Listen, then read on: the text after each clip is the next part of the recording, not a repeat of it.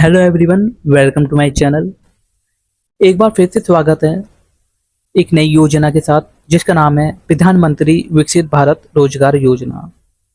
और हम जानते हैं कि योजना जो है हमारे एग्जाम के लिए कितनी महत्वपूर्ण रहती हैं, चाहे वो यूपीएससी हो, पीसीएस हो, एसएससी हो या रेलवे हो या कोई भी आपका कॉम्पिटिटिव एग्जाम हो, सभी के लिए जो है योजनाएं जो है काफ़ी महत्वपूर्ण रहती हैं। तो आइए शुरू करते हैं इस योजना के बारे में। क्या खास है, क्या कहा जा रहा है इस योजना में। 1 अगस्त 2025 को इसकी शुरुआत की जाती है, लागू की जाती है श्रम एवं रोजगार मंत्रालय के तहत, जिसको ministry of labour and employment ministry कहा जाता है। इसका उद्देश्य क्या है इस योजना का? भाई, देश में क्या है, नए रोजगार जो हैं उनके अवसर को बढ़ाना है, लोगों को रोजगार के लायक बनाना है और उनकी कार्य जो क्षमता है उसको भी बढ़ाना है। सभी क्षेत्रों में काम करने वाले लोगों को सामाजिक सुरक्षा जैसे कि पीएफ हो गया या फिर बीमा हो गया, उन सब के दायरे में लेकर आना है। और विशेष जो जोर दिया जाएगा इसमें विनिर्माण अथवा मैन्युफैक्चरिंग क्षेत्र पर दिया जाएगा।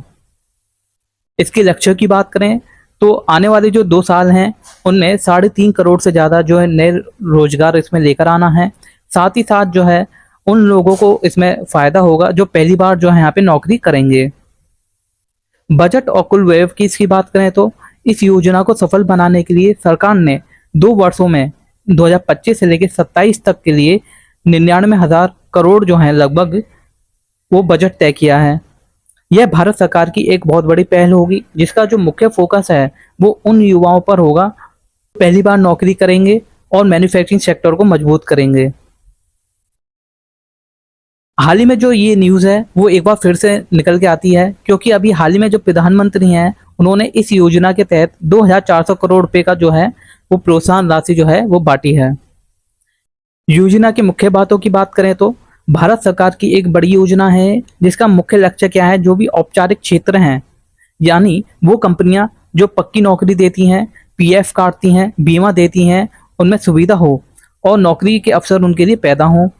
ये योजना सिर्फ कर्मचारी को ही नहीं बल्कि नौकरी देने वाली जो कंपनियां हैं उनके लिए भी होंगी, जो पहली बार जो नौकरी शुरू करेंगे युवा उनके लिए भी हैं। दोनों को यहाँ पे क्या है, वित्तीय सहायता जो है वो प्रदान की जाएगी। सामाजिक सुरक्षा यहाँ पे दी गई है। इस योजना के कारण जो कर्मचारी भविष्य निधि संगठन है ईपीएफओ जो है वो नए लोगों का यहाँ पे रजिस्ट्रेशन करेगा, जिससे कर्मचारियों का पीएफ कट रहेगा और उनके भविष्य में ये काम आएगा। उद्देश्य रोजगार बढ़ाना है, लोगों को सामाजिक सुरक्षा देना है और 2047 तक भारत को एक विकसित राष्ट्र बनाने में मदद करना है। जो कर्मचारी हैं उनके लिए क्या योग्यता रखी गई है, जो नौकरी पाने वाले जो लोग हैं उनके लिए क्या यहाँ पे योग्यता होगी। तो इस योजना का जो लाभ है वो उन युवाओं को मिलेगा जो पहली बार नौकरी करेंगे। औपचारिक क्षेत्र में जो फॉर्मल सेक्टर होते हैं वो नौकरी शुरू करेंगे वहाँ पे। इसका मतलब है कि उनको पहले से कोई भविष्य ईपीएफ जो है वो अकाउंट नहीं होना चाहिए। तो सबसे मेन बात है कि उन लोगों का ईपीएफ अकाउंट नहीं होना चाहिए, क्योंकि वो पहली बार जो है वो आवेदन करेंगे। फिर अक्सर सरकार ऐसे कर्मचारियों को फायदा देगी जिनका जो मासिक वेतन है वो 15,000 रुपये या फिर 25,000 रुपये प्रति महीने से कम हो। कर्मचारी के पास आधार कार्ड, पैन कार्ड और आधार से जुड़ा कोई यूएन नंबर होना चाहिए जो कि अनिवार्य है। अच्छा, जो नौकरी देने वाली कंपनी है उनके लिए क्या यहाँ पे योग्यता रखी गई है, तो कंपनी का कर्मचारी जो भविष्य निधि संगठन है ईपीएफओ जो है वो उसमें रजिस्ट्रेशन होना चाहिए कंपनी का। दूसरा है कि कंपनी को सरकार की तरफ से वित्तीय प्रोत्साहन तभी मिलेगा जब वे अपनी मौजूदा कर्मचारियों की संख्या क्या है, की गई संख्या में नए लोगों को वो काम पर रखेगी। अच्छा, ये जो स्कीम है ना इसको 2 पार्ट में डिवाइड किया गया है। एक है पहली बार रोजगार से जुड़ने वाले कर्मचारी आ जाते हैं, उनको प्रोत्साहन दिया जाएगा। उसके लिए क्या है, यह योजना उन लोगों के लिए है जो पहली बार नौकरी करेंगे और जिनकी पहली बार जो है वो ईपीएफओ जो है उसमें पंजीकरण इनका किया जाएगा। वे कर्मचारी इसमें शामिल होंगे जिनका वेतन जो है वो 1 लाख रुपए प्रति महीने तक का होगा। प्रोत्साहन राशि की यहाँ पे बात की जाए तो सरकार ऐसे कर्मचारियों को उनके 1 महीने का ईपीएफ वेतन देगी जो अधिकतम 15,000 रुपये हो। इसको 2 किस्तों में दिया जाएगा। लगातार 6 महीने तक नौकरी करने वाले लोग होंगे उनको दिया जाएगा। दूसरा चरण में 12 महीने की नौकरी के बाद एक वित्तीय साक्षरता कार्यक्रम होगा उसके सफल होने के बाद जो है दिया जाएगा।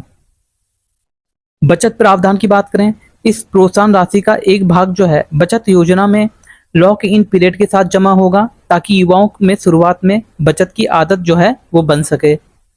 लाभार्थी की बात करें, पहली बार नौकरी करने वाले जो लोग हैं वो लगभग 1.92 करोड़ कर्मचारी होंगे जो इस योजना का लाभ उठाएंगे। भुगतान प्रणाली का बात करें तो ये जो पैसा है वो प्रत्यक्ष लाभ अंतरण के तहत होगा, जिसके माध्यम से जो है उनका पैसा उनके बैंक अकाउंट में डायरेक्टली आ जाएगा। दूसरे भाग की बात करें, ये कंपनियों के लिए प्रोत्साहन की बात हो रही है यहाँ पे। इसका जो मुख्य उद्देश्य है उन सभी क्षेत्रों के लिए है जो विनिर्माण क्षेत्र हो गए और उनके अतिरिक्त जो जॉब जो है प्रदान करते हैं। इसकी पात्रता की बात करें तो यह योजना उन कंपनियों के लिए है जो ईपीएफओ में रजिस्टर्ड है और कुछ शर्तों को पूरा करती है। जिन कंपनियों के पास 50 से कर्मचारी हैं उन्हें कम से कम 2 अतिरिक्त कर्मचारी जो है वो नियुक्त करने होंगे। जिन कंपनियों के पास 50 या अधिक कर्मचारी हैं उन्हें कम से कम 5 जो अतिरिक्त कर्मचारी हैं वो नियुक्त करने होंगे। इसकी क्या विशेषता है और क्या लाभ हैं? तो जो कंपनी को 2 वर्षों के लिए 3,000 रुपये प्रति महीने तक की वित्तीय सहायता दी जाएगी और जो मैन्युफैक्चरिंग सेक्टर है उसकी अवधि बढ़ाकर 4 वर्ष कर दी जाएगी। नौकरी पर जो रखे गए हैं प्रत्येक नए कर्मचारी को कम से कम 6 महीने जो है निरंतर रोजगार पर रखना अनिवार्य होगा इनके लिए।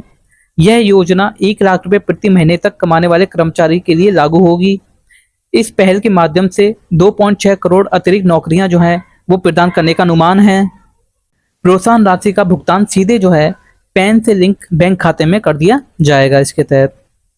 आई होप कि ये स्कीम आपको अच्छी लगी होगी। फिर से मिलेंगे एक नई स्कीम के साथ, तब तक के लिए टेक केयर।